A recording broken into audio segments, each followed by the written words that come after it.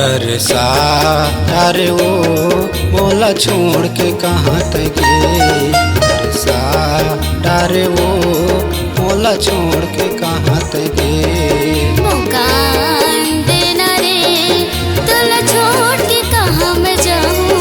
मौका देना रे तोला छोड़ के कहाँ मैं जाऊँ। चिखल दहले बिलासपुर तक, चिखल दहले बिलासपुर तक छान डार वो।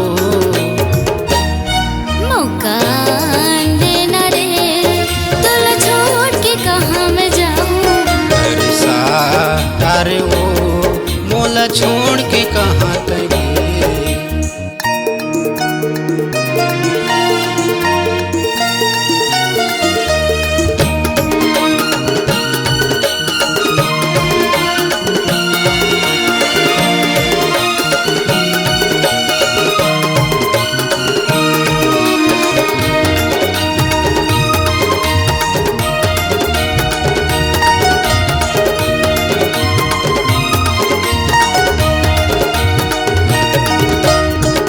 सरोवर के हंस बरोबर दिखत हवे तोरे नैना।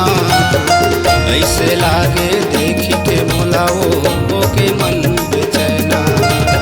ऐसे लागे देखी के मोला वो के मन बेचैना।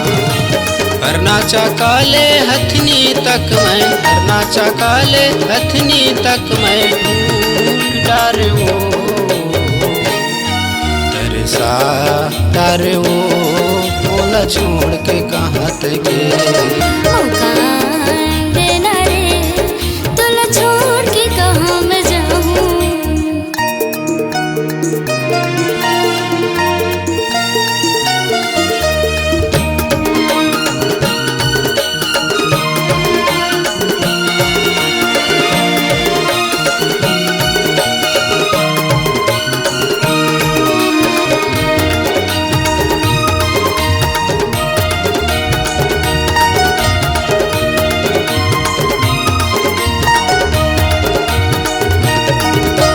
कानन पिंडारी के मंजूरी जैसे हवे वो तोरे रिंगना। मन के पिंजरम बसाए रहते वो ऐसे लागे तहाँ। मन के पिंजरम बसाए रहते वो ऐसे लागे तहाँ। दामापुरी ले झलियापुर तक, दामापुरी ले झलियापुर तक ढूंढ डार वो। तरसा अरे वो मोला छोड़ के कहाँ तक गे। मौका देना रे तोला छोड़ के कहाँ मैं जाऊँ।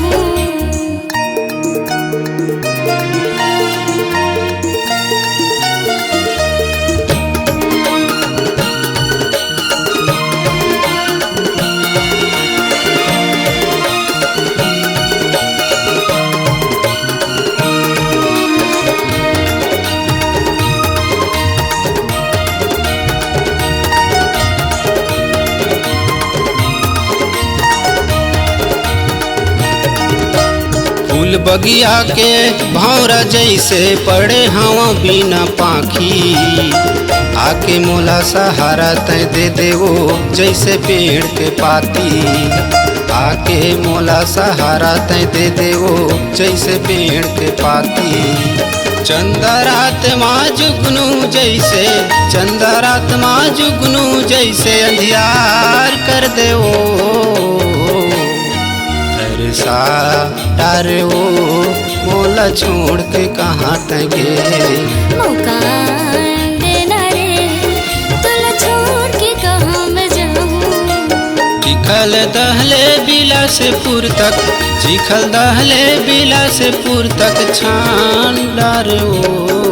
तरसा अरे वो मोला छोड़ के कहाँ तक गे। मौका देना रे तोला छोड़ के कहाँ मैं जाऊँ। अरे वो मोला छोड़ के कहाँ तक गे। तोला छोड़ के कहाँ मैं जाऊँ। मोला छोड़ के कहाँ तक गे। तोला छोड़ के